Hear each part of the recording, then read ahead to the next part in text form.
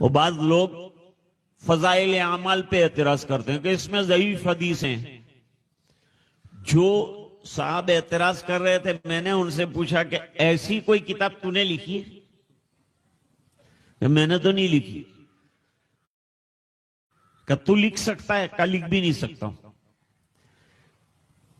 میں نے کہا تیری باتوں سے کتوں کی زندگی بدلی اور فضائل اعمال سے لاکھوں کی زندگی بدلی. نہیں نماز پڑھنے والا نماز پڑھنے والا بن گیا، دیندار نہیں تھا دیندار بن گیا، اللہ نے اس کی زندگی میں تبدیل، اور کتنی ماں بہنیں دین پر آ گئی. محنت تو اصل علماء ہی کی تھی نا. حضرت شیخ نے ایک ایک حدیث معلوم نہیں کہاں کہاں سے استنباط کر کے اور حدیثوں کا ذخیرہ کھنگال کھنگال کے حدیثیں جا کر کے جمع کی ہے. منہ سے یہ کہہ دینا کہ ضعیف ہے تو آسان ہے.